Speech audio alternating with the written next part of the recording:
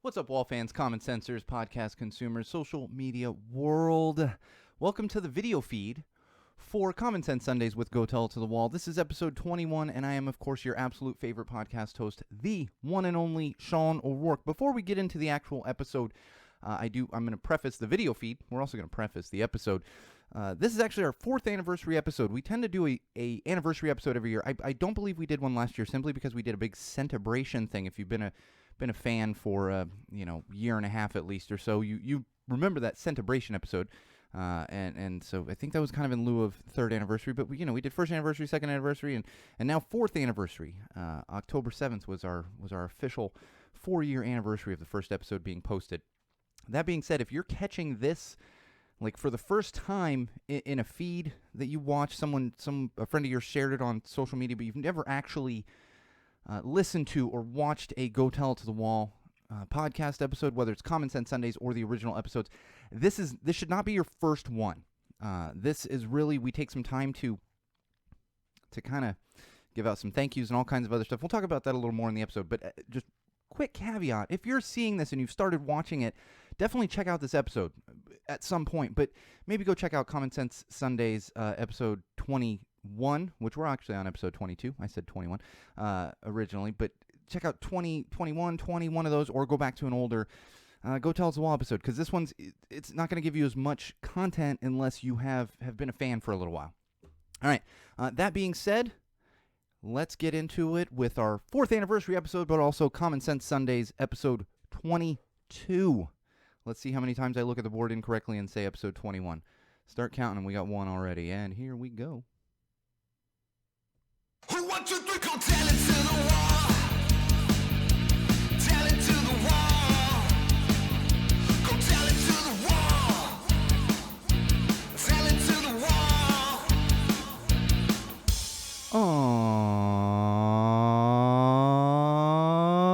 All right, wall fans, common sensors, podcast consumers. Welcome to episode 22 of Common Sense Sundays with Go Tell It to the Wall. I am, of course, your absolute favorite podcast host, the one and only Sean O'Rourke, and we are going to kick things off by saying happy 4th anniversary to Go Tell It to the Wall. I don't want to say to the studio, because the studio hasn't even been around 4 years, but happy anniversary to everyone out there that has spent the past 4 years with us, whether you've been here 4 years, 2 years, 1 year, 2 weeks, whatever it is, happy anniversary, and thank you all for your support. For those of you that aren't familiar with anniversary episodes, we're going to revisit some previous stories, especially from like 4 years ago. It's really crazy to think when this podcast started 4 years ago, especially if you're in the U.S., to think about where we were 4 years ago compared to now. Kind of wild, and we're not going to harp on that kind of stuff, but we're going to revisit some old stories, definitely give out a bunch of thank yous. We are going to be mentioning every single patron on this particular episode. And I prefaced the video feed for those that are actually watching the full video feed. I did say, if you're catching this podcast for the first time, like the absolute first time, this is not the episode to listen to or watch for your first time out. And I only say that because it is the 4th anniversary. We do things a little bit differently. It's still enjoyable, but you're really not going to get as much of an idea of our regular format because things get switched up. We're mentioning people that you've probably never heard of because they have been supporting the podcast for, upwards of 4 years. Some of these people have been around supporting us for 4 years, 3 years, 2 years, 1 year, whatever it is. And so these people you haven't even heard of, but this is my opportunity to kind of revisit some things, give out a bunch of thank yous, and just have a little bit of fun with it outside of our normal format. Now, we are still in a similar format, but it's a little different from what you might hear if you caught episode 21 or episode 20 of Common Sense Sundays, or even any of our older Go Tell It to the Wall episodes, all of which are great. So definitely make sure you're checking those out first if this is the first time you are finding Go Tell It to the Wall or Common Sense Sundays. So just keep that in mind. A caveat it with that. Definitely check out this episode, listen to this episode, download this episode. But if it is your very first one, this should not be your very first experience with Go Tell It to the Wall. It can be. You're still going to enjoy it. It's just, that's my recommendation because it's my podcast and it's me yelling at a wall. And so I'm going to give you some of those recommendations. All right. It's been a really wild ride the past 4 years, and we're going to talk more about that. In fact, once we get through the opening, we'll have a little story time for those of you that aren't familiar with the the origins. I was about to say originations. Is that even a word? The origins of Go Tell It to the Wall. So we're going to talk a little bit about that as well. But we always kick things off, despite that 4-year anniversary plug, with our social plugs. And you can keep up with us during episodes, after episodes, whenever you would like. Whenever you're on social platforms, and you can do that in multiple locations. Head over to facebook.com/Go Tell It to the Wall. That's our official Facebook page. Like that page, check back often. Really, any new content pretty much gets posted through that page, and you're going to see it on there. You're also welcome to follow, friend me, follow my own Facebook profile, and you're going to get a lot of doubled up stuff there. And, of course, our YouTube channel. Head over to YouTube, search Go Tell Us the Wall, subscribe to our channel. That's where you're going to find all of our Mental Health Mondays, all of our parenting playlists, all of the, either whether they are live feeds from streaming or just video feeds, since we have not been able to stream recently. All of that is on YouTube. And, of course, you can follow my own personal Instagram, which is SoCalSean. That's right, SoCalSean. And thanks to Paul Smith of Zombie Teeth Clothing, we're actually getting quite a bit of love on the Instagram yesterday. So make sure you're checking that out. And most importantly would be our website, SeanO'RourkeLive.com. That's right, SeanO'RourkeLive.com. We'll take you to all those things I just mentioned. We'll take you to multiple platforms for the podcast itself so that you can subscribe and share it and do all those things. You're also going to find videos, photos, blog posts, and all that good stuff. And on there, you will find links to our Patreon campaign and our merch page. Patreon, for those of you not familiar with it, that is a way for you to support the podcast financially. You can do $1, $2, $3, whatever it is. And also a way for you to support many, many, many other artists out there. So make sure, even if you're not supporting us, you're checking out Patreon and checking out that merch page. There is new merch coming to that page soon. We've got a new design. I'm literally working on finishing it up. Not myself, because I am not a designer. I have friends that are talented and can do these things. So we're working on a new design that's going to go up in the merch store as well. Keep an eye out for that. But 4 years in, it's a good time to get yourself a Go Tell It to the Wall t-shirt or sweatshirt or what else is up there? Mug. Get a mug. I've got a mug here. This is a one and only mug. So you're not actually going to be able to get this one, but it to be honest, it's very similar. It's just not a stupid rad merch mug like this one. That reminds me, I got to make a little note here. Let me do this. Yeah. And like I said at the top of the episode, is we're going to be mentioning all of our patrons throughout this particular episode. And in fact, I want to take a moment right now to mention our wall supporters. Now, unfortunately, I didn't put the framing correctly right now. So if you're watching on the video, you can see the bottom half of it. But behind me here, we have our wall supporters wall of fame. We did a Indiegogo campaign to bring some new equipment in the studio. Gosh, about 2 years ago. It's been a while now. And we were very successful, brought in that new equipment. Some new stuff came into the studio to make it not only sound better, but look nicer. So we have 3 people actually 5 people, but 3 individual donations supporting with funds. They're now permanently ensconced on this wall in the Go Tell It to the Wall studio, and that would be Chris and Bridget Hassong, who they're going to get a couple of thank yous throughout the episode. We've also got Ray and Jack O'Rourke. Yes, that O'Rourke. Those are my parents. If you're not getting support from your parents when you do things like this, your parents have to enjoy what you do. They have to love you. So if you're not getting it, it might not be for you. Just might not be. And Eric Zeichner, who is a big time wall supporter. All of them permanently just, I don't want to say memorialized, ensconced in fame here on the Go Tell It to the Wall supporters wall of fame. So thank you for supporting us really over the years. All 5 of these people have been longtime supporters, and in fact, Chris and Bridget Hassong are not only patrons, but they have long worked on the podcast itself as on-air producers, fact-checking, all kinds of that stuff. So big thank you to everybody on that board as we cross this 4-year threshold that is Go Tell It to the Wall. And we're going to move on to, that's what I want to get into. What I want to get into is a little bit of story time. 4 years ago, about 4.5 years ago, the idea of Go Tell It to the Wall was born. I'll be honest, I had actually just finished out a contract at Universal Studios Home Entertainment. So I was working in their film division at Universal. Working in for those of you that live in Los Angeles or you're familiar with Los Angeles, I worked in the big building, the Comcast building there, right off the 101. Finished up my year contract there. Didn't really know what to do. Had a pregnant wife. Did some interviews. Was kind of deciding what to do. And my background as mentioned on episode 0 and on many other episodes, is really in live entertainment, live hosting. I had never done anything podcast-wise, with the exception of guesting on Behind Spacecast and Puppycast, which that's because there's some friends of mine. And actually, the individual who runs Some Things Not Right Studios was involved in those podcasts. So outside of that, I had no podcast experience. I had my own radio show for a little while, independent, really terrible radio show. And I decided maybe this is for me.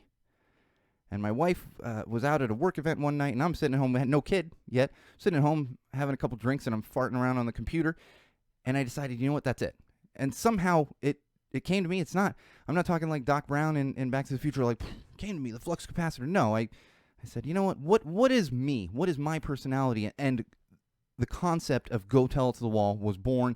Obviously, if you're not familiar with it, it's a play on Go Tell It from the Mountain. So it's Go Tell It to the Wall, because nobody really cares to listen to me, despite the fact that 15 to 20,000 people actually listen to this, which is nothing. It's a drop in the bucket compared to a lot of others out there. The interesting thing was I actually created a Facebook group, nobody on it, or a Facebook page, nobody on it or anything. I sat on it for like 6 months, 5-6 months. So this would have been like May of 2016. Well, fast forward to September of 2016, and I'm out at Burning Man, which was something I would do every year prior to having a daughter. I'm sitting on the porch at my camp, and somehow this subject came up. And this is a big shout out to both of these individuals. Are going to get additional shout outs for being patrons, but also for inspiring and kind of pushing me to finally just dive into it. And that would be Dante Samatamore, who also happens to be my brother, and Perry Freeze. And they sat there and really encouraged me without even realizing what they were doing. I came back from the burn that year. Would have been the very end of September. Now, it took me a little while, a couple weeks, to really get everything together and finally walk into a studio. And I walked into not even a studio. I walked into my spare bedroom at my wife and I's old house, which was 760 square feet. Obviously, when we had a kid, we had to get a larger house. And I would set up a quick, had a GoPro. I had a microphone, not nearly as nice as this one that you're seeing if you're watching the video feed. And a computer, and an iPad. I had an iPad at the time. It was wild. And I just kind of dove in and started yelling at a mic. So it's a huge thank you to Dante and Perry for really pushing me over that line and just inspiring me to kind of just dive in head first. And there were so many concepts flying around that kind of got sussed out over time. But that was kind of... It was not only sitting there and coming up with Go Tell It to the Wall, but it was people giving me that encouragement to just kind of do it. And Go Tell It to the Wall was born 4 years ago. And like I said, we're gonna have some story time to it. Some of this is just therapy for me, but it's for the people that've been around for 4 years. You appreciate some of these stories, and it's interesting to just kind of see how much we've grown. I look at the video. I shared for patrons only. I shared the first time ever video clip from episode 0, which was just a GoPro just sitting in the corner. Wasn't even set up well. I just kind of threw it there. I had an old GoPro, and to look at that versus like now is wild. It's absolutely wild. All right, let's get on to some digital trends. And one more thing I will say, it was around episode 20 of Go Tell It to the Wall that we started the live streaming. We are going back to the live streaming. I'm still just working on troubleshooting all of this. Trust me, I love the live streaming as much as some other people do. And we don't get a huge crowd on the live stream, but I love the interaction. And all of you out there listening, you know who you are when we get on the live streams and have some fun with it. And we're going to get back to that. It's just a matter of time. It's just a matter of troubleshooting and getting the bandwidth all sorted out here. It's been quite a challenge, but I absolutely want to get back to the live streaming. So digital trends. Each section for this episode is going to be brought to you by a couple patrons. This one is brought to you by the great Chris Hassong and Bridget Hassong, who, like I said, are not only patrons and really should probably have their names on the wall because they supported that as well, but have helped to actually move the podcast along outside of just financial contributions. And thank you to Chris and Bridget both for that. I hope you know how much it's appreciated. And really, they've been here almost really since the beginning of Go Tell It to the Wall, just about since the beginning. So digital trends, we're going to revisit some of these things. Horrible social media challenges. This has fed the content machine of Go Tell It to the Wall for an entire 4 years. 4 years. 4 years ago, it was the Gray Sweatpants Challenge and planking. And then we moved on to the Tide Pods Challenge. So many different challenges. And it kind of went full circle a couple weeks ago with the Benadryl Challenge. If you're not familiar with that one, definitely listen to episode 20 of Common Sense Sundays, because that's actually a serious thing. If you're not familiar with it and you have kids, especially teen kids, you absolutely need to be aware of it. But it's just never ending.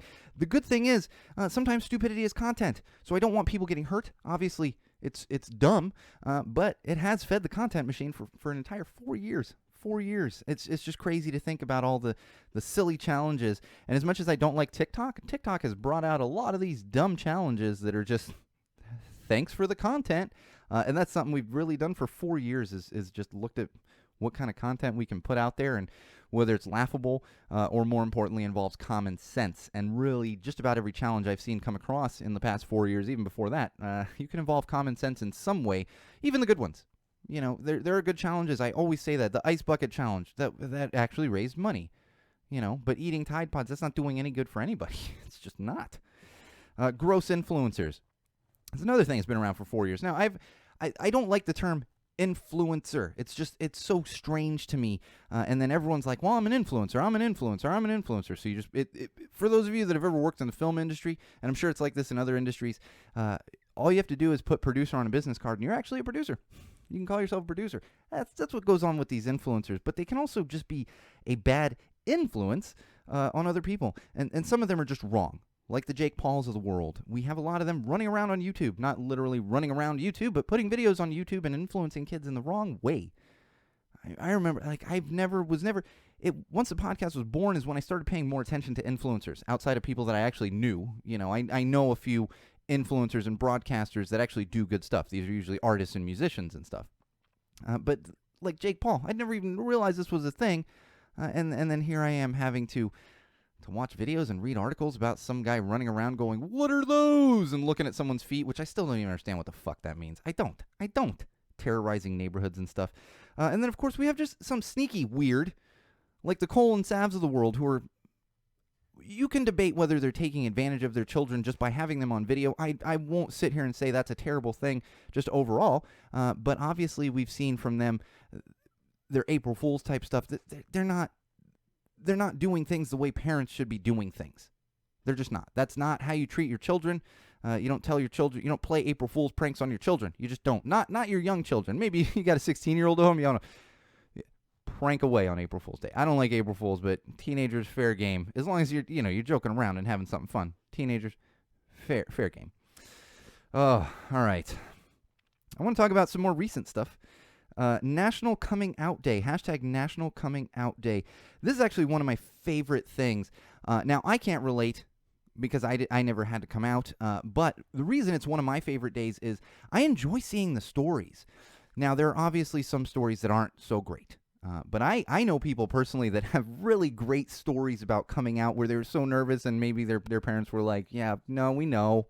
You know, something like that. So I always enjoy these stories. And I think on a much larger level, it's helping younger people out there that are coping with their own sexuality to be able to see how other people have handled it and see encouragement and see that this can be, I don't even want to say normal because it should be normal. It should be. In fact, I saw a meme like the other day and it was like, why do we say things like gay marriage? You know? And they're like, I didn't go gay grocery shopping and gay park my car today. So it's just, to me, it's just marriage. It's like, yeah, so I don't want to, not normalizing, but we still have a stigma out there, especially depending where you live. So it's great for younger people to be able to see this, that we've come a long way since I was a kid even. And I can't imagine, like, you know, the generation before me, how far we've come since they were kids. It's really amazing. It's really amazing. So I encourage you to check some of those out and show your support as much as you can. And I will say, there's one more thing. I want to say there is a trend going around which I actually appreciate, and I think I'm going to participate. And that's it. That is how it started versus how it's going or how it ended. And if you haven't seen this one out there, there's some really funny ones. And it's basically, you see some family pictures, and it's like how it started, and it's a family with young kids and then older kids. There's some funny ones, how it started, and it's a bottle of Patron, and the next square is just a black square. It's like, oh, I can relate a little too much to that one. I always tell people, you drink tequila? And I'm like, well, if I do, I end up dancing on tables. The last time I really drank a lot of tequila, I bought drinks for the entire patio at El Torito in Ventura, not in Ventura, in Tarzana on Ventura Boulevard. I was a film student at the time. Didn't have a lot of money. So yeah, I don't recommend drinking a lot of tequila unless you can handle it. But check that one out. I think we're going to share one for the podcast. I just got to get around to actually doing it. But the one thing I want to say, and I've said this many times, I don't know how recently, but when it comes to digital trends, usage, and opinions on digital platforms, keep in mind that even if you see your entire feed flooded with things, especially Twitter, you may see trends on Twitter and all these other things, and I'm not even talking about algorithms right now like we've been talking about over the past few weeks. I am talking about realizing that it is a fraction of the population. You're not getting a majority opinion here. Now, that could end up being the majority opinion, but people who are using Twitter, it's like 2% of the population or something crazy like that. 2%. So think about that when you're like, oh, this clearly is the way. Like, maybe not. Even if the entire platform is going that way, it's 2% of the population. 2. Now, don't quote me on that. I can't remember the exact percentage, but it's small, like 2%. It's not a large percentage. It's not even double digits of the population that actually uses Twitter. So keep that in mind. Keep that in mind. All right, we're going to move along to some COVID updates here. I want to keep this one positive for the fourth anniversary show here. And this one is actually brought to you by Dante Simatamore and Cynthia Simatamore. Yes, my brother-in-law and my mother-in-law. See, you got to have family supporting you. That's how it works. Family supporting the podcast. Otherwise, who's going to support you? Now, like I said, I want to keep it positive. We still have a long way to go.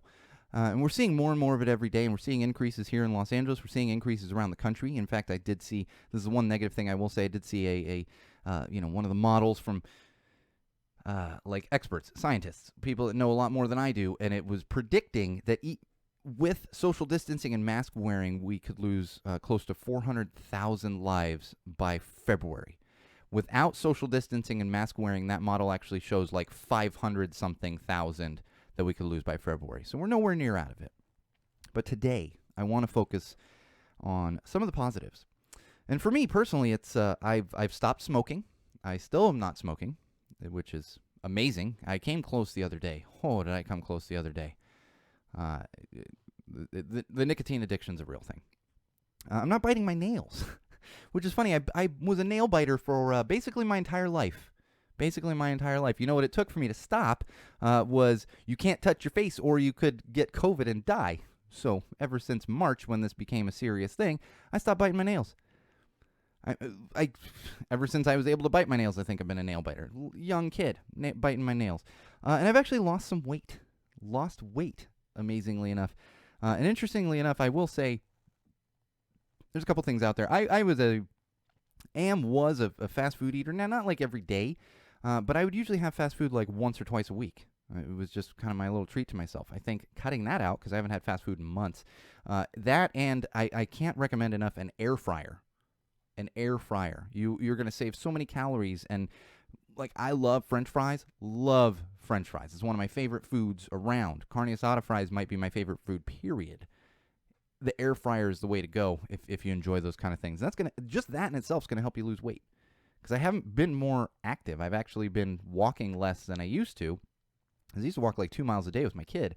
But changing other things has actually enabled me to lose weight. I think this goes for everybody. We're all learning to appreciate friends and family more. Whether we're at home with that family, you appreciate being at home with them and building those relationships. Or if you can't see parts of your family right now, you're learning to appreciate that more. That maybe we were spoiled by being able to see friends and family as often as we did, And I think having that appreciation is definitely something positive that can come from it. Making new friends digitally. This has been me, as I've been making a lot of friends digitally ever since the pandemic started. A lot of it in relation to like the music scene, but building those relationships digitally. And I always say, like I said, 2% digital platforms, social platforms. Yes, I get it, but sometimes you can create meaningful relationships via digital platforms, and that is actually I've found new people to work with on stuff. I've found just new friends. new people to collaborate with, and new people to commiserate with, whether it's mental health, mental illness, like I said, the music scene, professional sport, whatever it might be. There is that advantage to it. And having more compassion. Is, I think, I don't want to say everybody, because I know there's a large contingent of the population that has not had compassion, like it has not increased their compassion, but I think a lot of people, their compassion has increased. And not only because of the pandemic, because of the increase in protests and awareness over racial injustice. These are good things. Now, I'm not saying it's good things that people of color are being killed, but we have hit a point where it's not completely changing. I said that before. It's probably not going to completely change in my lifetime, but it is improving. These are things that I've never seen in my lifetime. So that's a positive side to it. And new routines to cope. I think these are some people, like for me, I won't be eating fast food. I won't be smoking cigarettes like even after the pandemic's over. I won't be smoking my vape, whatever it might be. I'm not going to have that smoking nicotine. And so those new routines can be good. Now, of course, the anxiety of uncertainty is really crazy. And I will say to you, in respect to 4 years of Go Tell Us the Wall, 4 years ago, who would have ever thought we could be to this point? Not only personally for me with the podcast, but just this pandemic. Who would have thought it could get this bad? You never would have thought it. But here we are. And all we can do is work to get through it. All right, let's talk about some mental health. That's right. If you didn't catch it, it was actually from episode 20, but we had a really good, important mental health clip that was posted this week. So please make sure you're checking that out if you don't, even if you listen to episode 20, but maybe didn't pay as much attention to that, because I think it's very important, especially because yesterday was hashtag Mental Health Awareness Day. I say this every year, and I'm going to say it again. It's great that we bring awareness to mental health. It's actually Mental Health Awareness Week and then Mental Health Awareness Day. It's great that we bring awareness to that, but I think it's important to remember for those people out there that don't suffer from a mental illness or have mental health problems, it's great that you bring awareness for a day and share these hashtags and everything else. Keep in mind that those of us that deal with it 365 days a year. It doesn't go away because we shared some hashtags. And that's not to make you feel bad. It's just to keep in mind that, it's like, oh, check on your friends with mental health issues on Mental Health Awareness Day. Also check on your friends with mental health issues in January, February, March, April, May, and so on and so on. That is an important thing to keep in mind. It doesn't change. Same thing with National Coming Out Day. Not everybody's coming out on National Coming Out Day. Plenty of younger people are dealing with issues around that year-round, especially depending on their family life, their community, whatever it might be. They're dealing with that year-round.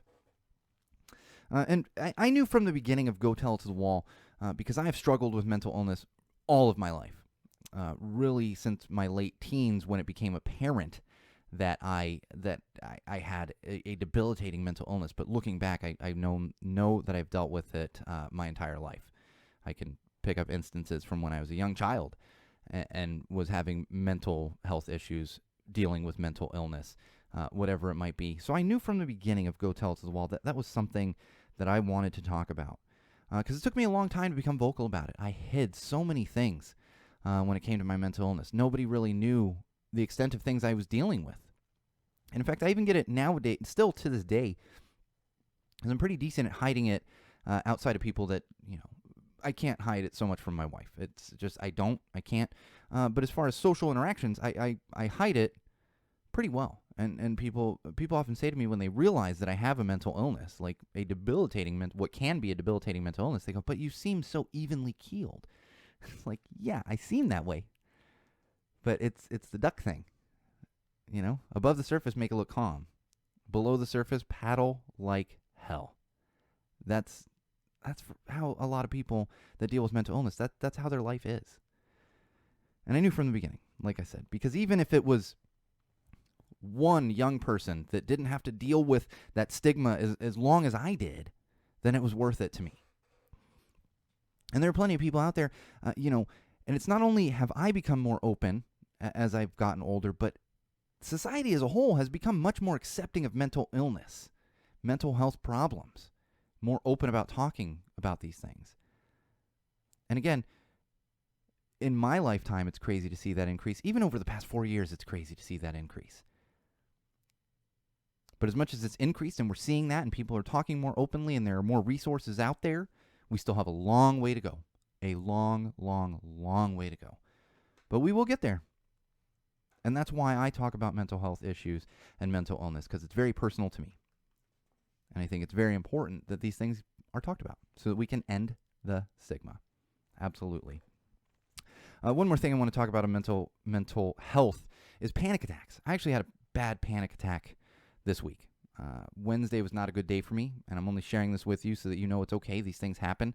But two sides to this. If you're somebody who suffers from these things, it's like I said, it's okay. I dealt with that Wednesday, and Thursday I was useless. My wife kind of knows that when it gets really bad, my body physically shuts down. And that's how it is for a lot of people that deal with real panic attacks. I'm not talking about stress. I'm talking about panic attacks, hyperventilating, where you get physically ill. So don't mix those up. Please think about using certain terminology, because panic attacks can mean a whole different thing to a lot of people. Whole different thing. It's not just stress. It's not. Oh, and I screwed that up. That mental health section was brought to you by our patrons Tom Yostin and Perry Freeze. Yes, the Perry Freeze that helped to inspire actually diving in to Go Tell It to the Wall podcast. And Tom, who is actually our newest patron, and is a great example of someone that I've become friends with through the scene and have increased that friendship through the digital platforms. Because it's funny, Tom actually does not live that far from me. It's not like down the street, but I can drive there. We've actually been to concerts together, not realizing it, but everyone's forced to connect digitally right now. So thank you to Tom and Perry for being patrons and supporting us in so many ways. And moving on to parenting. And this one's going to be brought to you by Seth Rosenberg and Kevin Jones. Specifically did this one because Seth is a new father with Johanna there. Just had a baby, and Kevin is expecting. He will be having a baby. I can't remember due dates, but so of course this parenting segment is brought to you by Seth Rosenberg and Kevin Jones, and also my little big sister Juliet, who is married to Seth and has also been a big supporter of the podcast. Not specifically a patron, but it's always funny to unpack those things because you're like, all right, well, you may as well, you're pretty much a patron there. I will say, 4 years ago, parenting, I was not a parent yet. I knew it would be part of it. This is something that was discussed kind of from the beginning, was being like a cool dad. And I was like, well, I'm not a cool dad, but maybe we can incorporate parenting. And that's something that's been involved from the beginning. And in fact, the first episode that we missed, the first episode of Go Tell It to the Wall, was missed once we started. The first week that was missed was actually for the birth of my daughter. My daughter arrived 5.5 weeks early and was born on November 11th when she was due beginning of December. She's a bit of a surprise, and I was actually prepping a show while I was sitting because my wife had a doctor's appointment, prepping the show for that night while I was sitting in the doctor's office with her, and sure enough, doctor comes in and says, "Oh, you're gonna have this baby today," and which everything went crazy, and we scrambled and my daughter was born at 4:54 the following morning on November 11th. That was a Thursday. That would have been November 10th. But that's when we fully went into the hospital, and my life changed completely. And I will tell you, there's such a cliche. Anyone who's not a parent hears it, and you're like, yeah, whatever. It's such a cliche. No. You don't know unconditional love until you have a kid. I mean, you can, but I never knew what that was until I was looking at a kid. And sure enough, I have pictures of my daughter right here that I sit and stare at on the wall as I record this podcast. That is one thing. As I also for those of you that remember from the very beginning of the podcast, is we used to have a cat in the studio. My cat that I had for 13 years passed away a couple years ago, but I keep the ashes from my cat right here on the desk. So she's always forever in the studio with me. And I know it's, people are like, it's a cat. Hey, from a mental health perspective, that cat got me through a lot of tough times. I had the cat before I met my wife, in fact. So these are things important to me that I keep up here. But you never know. It's such a cliche, but you never know. Once you see that human, it's another level of love. And the cliche is seeing your heart outside your body. Shit, it is like that. Then, of course, it can be tough times. Accidents happen. And, in fact, as I was prepping the show today, my wife was getting my daughter ready to go in for a nap, to go and take a little nap. And, of course, we even do this as adults. It's like, okay, well, let's go potty, and then we're going to go take a nap. So she's in there, and I'm prepping the show, and I just hear, like, no. And I'm like, oh, God, what just happened? And apparently my daughter, who's, sitting on like a toddler potty that we have in the bathroom, she leaned forward a little too much, spilled the potty, pee all over the bathroom floor. So here I am trying to prep a show and scrambling with paper towels and rags and mops and everything and trying to get my kid changed because she's, of course, got pee on her, wiping her with white. It was a whole thing. So as much as it's great seeing your heart outside your body, sometimes your heart spills a potty of pee all over the bathroom floor, and you got to deal with that. That being said, well worth it. Well worth it. Tantrums, everything else, absolutely well worth it. I can't describe enough how much it is well worth it. And it's been, for me, from a parenting perspective, it's been a wild ride ever since 2016. And my daughter's birth will kind of always correspond with a presidential election. Her birthday will basically correspond with a presidential election because she was born days after the election there in 2016.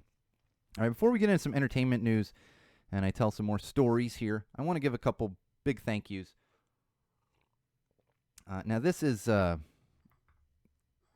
of these have supported financially through Indiegogo campaigns and everything else, but these are people that have really been around either from the beginning or have become big fans and haven't been mentioned in with patrons and wall supporters and everything else, or people that have worked on the podcast. Now, one of those would be Something's Not Right Studios. For those of you that aren't aware, the person in charge of Something's Not Right Studios actually also helped to get Go Tell It to the Wall off the ground. Once I dove in, I didn't really know what I was doing, and I required some advice. So thank you to Something's Not Right Studios for giving me that from the beginning, because that built a foundation for a lot of what we do here at Go Tell It to the Wall. And, of course, Laura Garrett, my sister Laura Garrett, who is one of my absolute favorite people and has supported through Indiegogo campaigns. But not only that, actually has sat in the studio helping with prep, has done lots of things, keeps my daughter entertained at times when I'm trying to work. That's what aunts do. So thank you to Laura, who I'm actually going to mention again here because today is also another big anniversary for me personally, and I think a lot of listeners will be able to relate to that one based on the scene. Also, Paul Smith of Zombie Teeth Clothing. I've mentioned Paul a couple times on this podcast for showing so much support to Go Tell It to the Wall and everything that we do, and really all the cross promotion that you've done has just been fantastic. And I couldn't ask for more out of a friend, especially a friend that I just met digitally, and we relate on a lot of things, but it's I can't express enough thanks for all the sharing that's done there. And also Dougie Horn, who's also out there in the UK, has done a lot of sharing and always make sure. I don't think Dougie misses a single episode, as with all of the other people that I've mentioned thus far throughout this episode. And then Mario Diaz and John Ford are two also close personal friends of mine.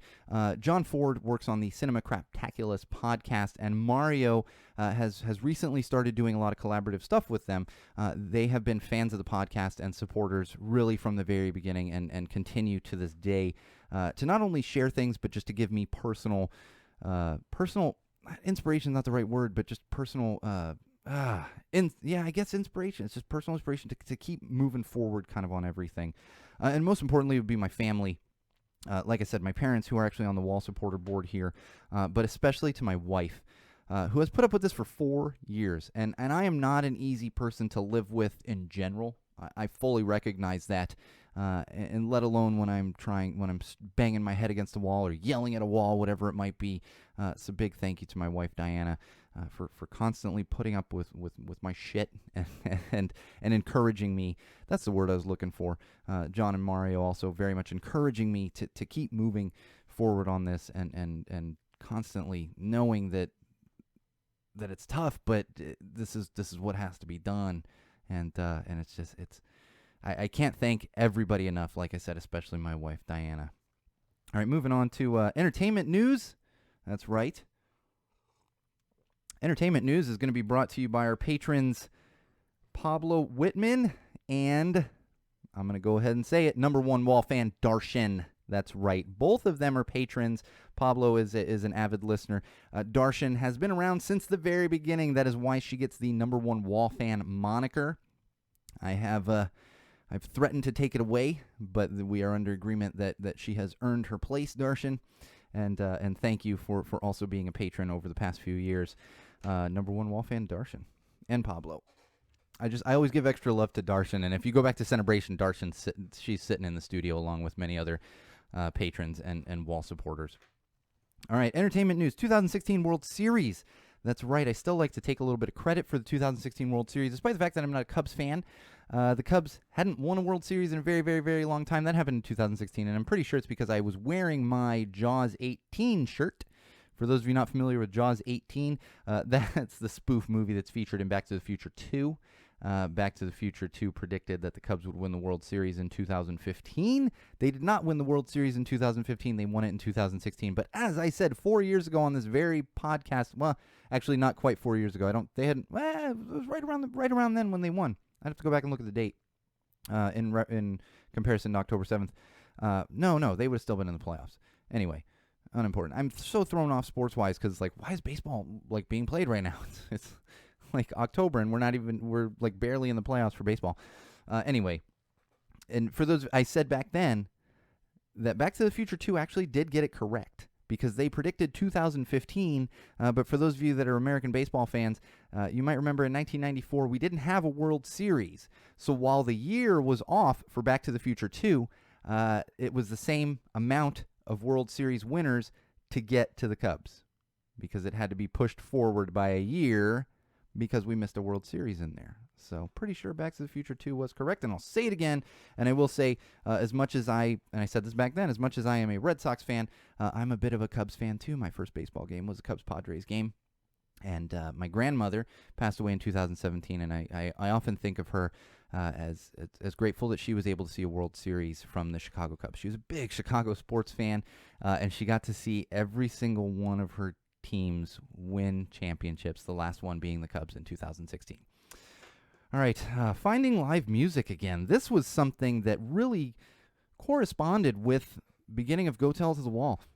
And this is a little bit of story time for me personally, is I was very heavy into the scene in the 90s and early 2000s, going to shows a lot. I got caught up with film school and everything else, and I wasn't going to live shows as much. Now, I was keeping up with music. I have my favorite bands that I was literally buying albums the day they came out. You know, even prior to iTunes and stuff, I was buying physical CDs and then downloading on iTunes once that was around. But I wasn't going to shows. And I found that joy again just over the past few years, and it has really changed things for the better. And I bring this up for me just as a story time, but also find things that bring you joy in life. You know, find things. And this was something for me that I wasn't as active in over the past 2 years, have become extremely active in the scene once again. In fact, I was talking to Laura earlier today, and she was like, we went to so many shows a year ago in October, and it was sure enough, and I'm going to tell you about one of those shows in just a minute, because that happened a year ago today, is find that happiness. Find that what makes you happy and from an entertainment perspective. And for me, it was live shows. It's always been music. It was live shows back then, but I rediscovered that. And it has brought me back to a community that I wasn't as active in as I was at one time, and has brought me joy just personally. Absolutely. Relationships with friends, just an outlet and just personal, joy for me. And I will say, save venues right now, please. If you're somebody that likes live music, whether it's punk rock, ska, like I do, whatever kind of live music, keep an eye on the venues around your town because there's a lot of campaigns out there where you can help support and keep venues running for when this pandemic is actually over. And speaking of bands, 1 year ago today, was that, and this is crazy because I know a lot of people that don't realize this about me that I've met through this band. It was 1 year ago today that I saw the Barstool Preachers for the very first time. Didn't even go to a Barstool Preachers show. Went to see Bad Cop at Alex's bar down there in Long Beach. And this is just for me. Like, nobody really cares that much. But you have moments throughout your life, especially if you're a music fan, but really whatever it is you're into, where you look back and you're like, that was an amazing moment. And for me, Barstool Preachers was one of those moments because I had no idea who they were. And there's my sister Laura. We go to every freaking show together. And we're sitting there and just like, both of us kind of standing toward the back. And we just kept looking at each other. And she'll still say to this day, like, she's like, I've never seen that face on you. Because like my jaw just dropped and I would look at her like they'd be playing a song and I was just like, it was crazy. And that night an obsession was born. To the point now where I've actually found a lot of friends through Barstool Preachers. We actually have a Facebook group, Barstool Preachers fan group. So if you are a Preachers fan, definitely check out that group. If you haven't heard of the Barstool Preachers, definitely check them out. And in honor of that, I'm actually wearing the first Barstool Preachers shirt that I ever owned. I'm sorry, Paul, it is not your art. You hadn't done any of the art yet. But I think the majority of my shirts are Zombie Teeth art. So such a way we've come since then. It's crazy. It's absolutely crazy to me to think. Because it's funny. This happens a lot. Like in my house, my wife would be like, "Man, that feels like that feels like just yesterday," and then I'll be like, "Yeah, but think about this," and she'll be like, "Oh yeah," and I'm like, "That was a year ago," and she's like, "It doesn't feel like that long." You know, it's funny how time is kind of fleeting when it comes to things like that, and whenever you have something to, you know, you're like, "Oh, that was a year ago," and I was kind of waiting for this memory to come up. And then I'm waiting for the next one because in a couple weeks is going to be the memories from when I went to see Barstool Preachers at Red Cove. Drove to freaking Ventura one night and drove back to L.A. because we became obsessed with the Barstool Preachers. All right, a couple little tips for you that I've mentioned before. Cursed. I finally finished Cursed on Netflix. This is a must-watch show, especially if you like Arthurian legend. I will say I actually picked up the book, ordered the book through Amazon. Highly recommend that. I haven't started reading it, but I know it's going to be good. And if you're a Frank Miller fan, you're going to love the book no matter what. And this is where I would recommend. I'm a big Kindle reader. I know a lot of people love physical books, like turning pages and stuff. And I totally get that. But me, I'm like, no, give me this. And especially when, like, if you have a wife or husband or partner who goes to sleep before you, a Kindle is the way to go because you can have the light down and you don't have to have like a reading light on.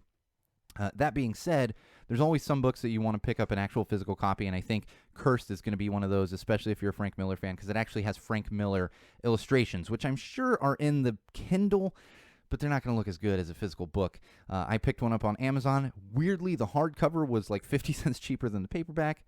Check that out if you're into Frank Miller and or Arthurian legend. The show was so damn good. I'm ready for the next season. It's just we probably have like a year and a half till the next season. Courtesy of Netflix's shooting schedule and the pandemic, you know, creating all these other delays when it comes to production. The Boys. That's all I'm going to say. The Boys. If you haven't watched this one on Amazon, it's a bit gory. Prepare yourself, but it's like every episode I'm like, what? Okay. All right. And then next episode, like, what? Oh, okay, that's happening. So check out The Boys. And I am prepared for fireworks all around Los Angeles tonight. For those of you not familiar with sports, the Los Angeles Lakers could potentially win the NBA championship tonight. If they don't win tonight, they have the opportunity to win it again on Tuesday. The Miami Heat cannot win the championship tonight. They need to win tonight and then win on Tuesday. I'm hoping that the Lakers win tonight simply because the game is a little earlier when it happens on Sundays, and I'm prepared for these fireworks, and my daughter does not like fireworks, so go Lakers, I guess. Let's get these fireworks the hell out of the way and a little earlier in the day because it is Sunday. So basically, a game starting at 4:30 today. If there's a Tuesday game, it's going to start at 6. And if the Lakers win then, that's how much later the fireworks are. An hour and a half later than they would be. My kid will be like in bed as opposed to like getting ready for bed. So it's going to be a whole thing, but I'm prepared for that. And I'm going to give one mention before we close out. Common Sense Sundays, episode 22. Last Song Playing 6. Last Song Playing 6, presented by Wayne Smith Music. They just finished up LSP 5, the all-acoustic one. Last Song Playing 6 is going to be kicking off in less than a week. We usually do a preview, and I might still be doing a preview, but my schedule's been so packed that this bracket caught up to me. So we may not be able to do a full preview of a bracket rundown like we have done for the past two Last Song Playing. If we do, that's going to be great, but whether we do or not, make sure you've joined that group. Make sure you're checking out when that kicks off. It's going to kick off on Friday. I don't have a date right in front of me, but it's this coming Friday that one's going to kick off. So make sure you join that group, vote, support some independent music, and hopefully we'll have a preview for you. If we don't have a preview, we'll have a preview on the next one. It's just this one snuck up on me here, and the schedule's just packed for everything with Go Tell Us the Wall. Of course, with 4th anniversary and everything, it's just been crazy this week. But nonetheless, make sure you're checking it out regardless of what kind of previews we can do. All right. Oh, I think we went a little over today. That's perfectly all right. And my light is acting up. My light's acting up. I got to change a bulb in here. I got daylight bulbs in here, and one of them keeps like blip, blip, blip. It's really dumb. On that note, on the note of my light bulbs being weird, this has been episode 22 of Common Sense Sundays with Go Tell It to the Wall. And also our 4th anniversary episode. Thank you to everyone who has supported us over the past 4 years, past 4 months, past 4 days, whatever it is. Make sure you're subscribing, sharing, doing all those things. If someone's new, don't have them listen to this episode first. Have them listen to some other episodes first, and then get to this one. You know, this one's kind of self-serving. I'll admit, this one's a bit self-serving. It's just, I feel proud of myself for 4 years of yelling at a wall, so I get to do, and it's me yelling at a wall, so I get to do this. And don't forget, you can follow us on multiple platforms, facebook.com/GoTellItToTheWall, YouTube, search Go Tell It to the Wall, subscribe. My own personal Instagram, which is @SoCalSean, and of course, most importantly, would be SeanO'RourkeLive.com. We will be back next week, same wall place, same wall time, with me, your absolute favorite podcast host, the one and only Sean O'Rourke. And remember, Wall fans, Common Sensors, podcast consumers, no matter what you do, no matter where you go, no matter who you're with, and especially no matter why you are doing it, always use common sense.